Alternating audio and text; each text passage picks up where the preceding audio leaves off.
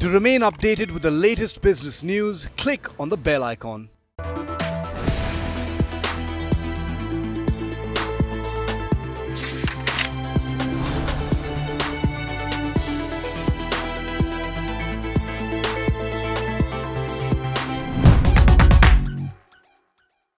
Hello and welcome. You're tuned into Business Today. I'm Sakshi Batra, and this is yet another edition of The Cover, a show where we discuss the cover story in the latest edition of your favorite Business Today magazine. With me on this panel, I have Alokesh Bhattacharyya, Managing Editor of BT Magazine, Krishna Gopalan, Deputy Editor of BT Magazine, and Vidya Sattapriyan, Special Correspondent of the magazine as well. Welcome, panelists, and thank you so much for taking out time for this discussion. The latest issue is already out on stands. Let me show this to all our viewers. The edition is actually focused on India's best companies to work for in 2022. So this is already out on stands, and we are going to be giving you a short sneak peek into what this copy does have for all of our readers as well. So Alokesh, let me kickstart by asking you, tell us which company has emerged as the number one place to work for in India, and what has been the key methodology for selecting India's best companies? Right, Sakshi, thank you very much for this. And essentially, the best company to work for, to your first question, this year is Amazon India, Okay. and it's followed by Google India, TCS, Accenture, and Microsoft. All five are IT companies, as you will realize. Okay. And in fact, we always publish a list of the top 25 companies, top 25 best companies to work for, and 10 of those top 25 this year are IT companies, which I think That's tells nice. us a little bit about what IT companies are doing in terms of engaging with their employees. Since the year 2010, when we partnered with the People Strong, we Yeah. converted this into an open survey of employees, which means that the companies themselves are not at all involved in giving us the data or influencing in any way the results. Every Okay. company is eligible. Every employee in India of any company anywhere in this country is free to participate in this online survey, right? So this year, for example, about 32,000 people participated in the survey, which is higher than last year when we had 27,000 people. And That's these employees are across a few thousand organizations, right? So yeah. initially they are asked, the questionnaire is very simple. Initially they are asked what are the three best companies they feel are the best in the country, across sectors, right? Okay. And then they are asked to rank those companies across four parameters. So the parameters I'll just read out to them, read them out to you. People growth initiatives, thinking beyond business, people well-being, and engagement and connect. Then those same respondents are asked to rank the top three companies within their own sectors. Okay. After that, when 32,000 people respond to these set of questions, then those responses are collated, and then we run our methodology and process on it to figure out what the ranks are. So I wanted to understand from you, how are you making the Business Today magazine now more appealing to the younger audience, the millennial readers who are more avid digital readers and viewers? You'll find that apart from the main cover, there is also a band at the bottom which has three other really strong stories that are showcased on the cover. Yeah. Sometimes we have that on the side, sometimes at the bottom. It depends on the designer, and it Right. looks really cool. The fact that you've actually got Yeah. four very, very strong stories. Absolutely.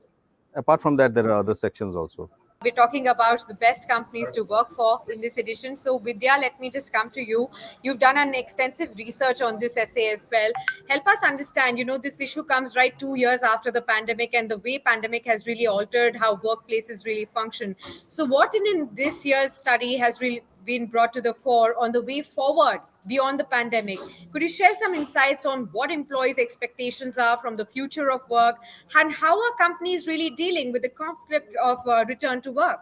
Right, precisely. Thank you, Sakshi. So the idea really is to look at what is happening this year, because Yeah. this is the second year of the pandemic.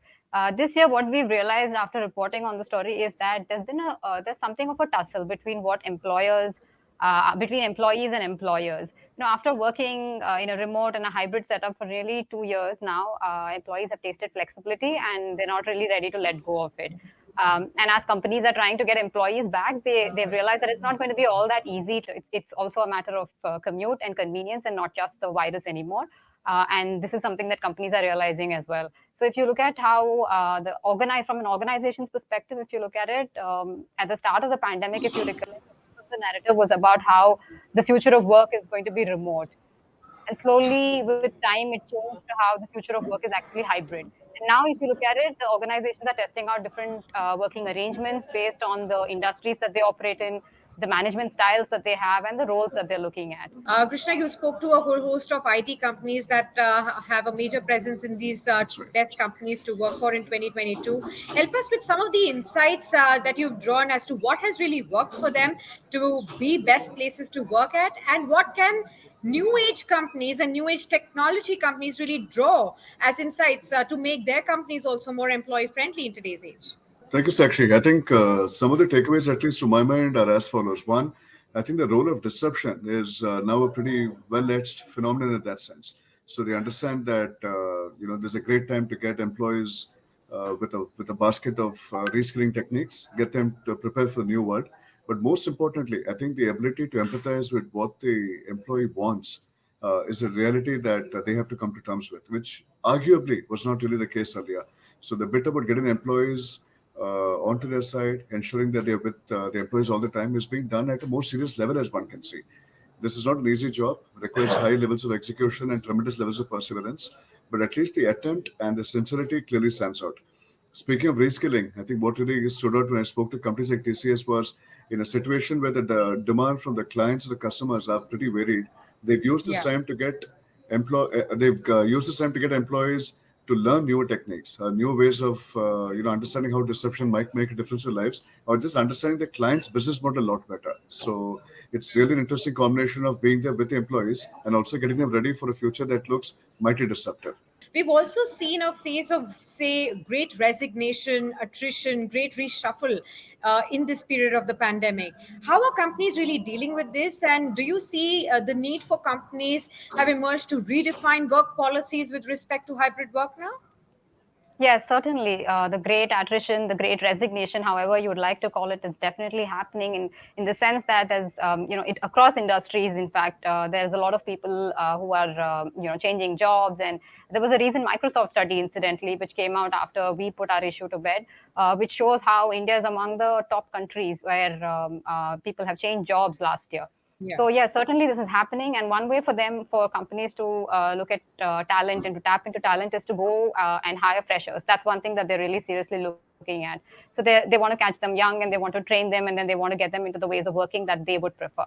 Another thing that they're doing is really to focus on their value proposition. Their employee value proposition has really changed this during this pandemic, the 2 years of the pandemic that we've seen. It's really a war for talent. So certainly that has been one of the driving factors around behind the whole trend of revamping employee value propositions that organizations are looking at. Let me also touch upon some of the other key stories that have been covered in this issue. So, Krishna, I wanted to ask you, you've written extensively on the Bharat Pay controversy. Help us understand what does this really tell us about the growing ambitions of these new age unicorns and the challenges of financial misdemeanors that still exist? Speaking of companies that get things wrong, I think the remarkable thing with this story was it's the first time we're getting into the heart of a unicorn, and the company pretty much bears the dubious distinction of being the first unicorn to face such a crisis of this magnitude. The big challenge for us as a bunch of writers was to ensure that facts and figures in that order necessarily were absolutely unquestionable. Absolutely understood that. Alokesh, let me bring you in as well. Several other important stories have also been covered in this issue. Say, for example, talk about the Adani Wilmer and whether this can actually scale the peak of the industry. If you could help us with some insights on this as to how will this change the industry dynamics going forward. We called it Adani's new jewel in the magazine, although it's not a new company. It started in '99, so it's been a while. Yeah, But they yeah, listed this year on the stock exchanges in February, yeah, 8th of February.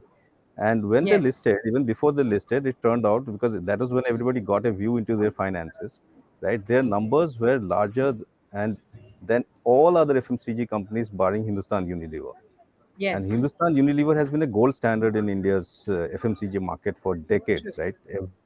Everybody has been competing with Hindustan Unilever. There are entrepreneurs I know who have started large businesses saying, "I will compete with levers," right? Levers is the place to be. Now this young, upstart comes in, lists, and suddenly find themselves within touching distance of lever. And guess what? In the first 9 months of the current fiscal, which is FY22, Adani Wilmar is actually ahead of Liver in revenues. But there are certain nuances also that we need to keep in mind. One is that Adani depends hugely on edible oil for its business. See, the crude oil comes in from these foreign countries, they land up at the seaports. The ports are owned by Adani, right? So if they have a refining plant for that edible oil somewhere nearby, they actually build a pipeline from the port to the plant because they own both ends, right? And they can transfer the crude oil from the ship to their plant straight away without using the trucks and the oil tankers that we see on the roads. So they save on cost, they save on logistics, they save on Logistics time. costs. They have Yeah. huge advantages, right? And that is why they have been growing really, really fast. Thank you so much, panelists, for sharing this sneak peek into the latest issue. To all the readers out there, please do go out there and grab your copies out from the stands. They're already out to get a whole lot of insight into how the world is going to be preparing itself, with the changing dynamics of war and the rising crude oil prices, the commodity prices, and how this will really impact our lives as well in the end. Thanks a lot for tuning in onto this edition.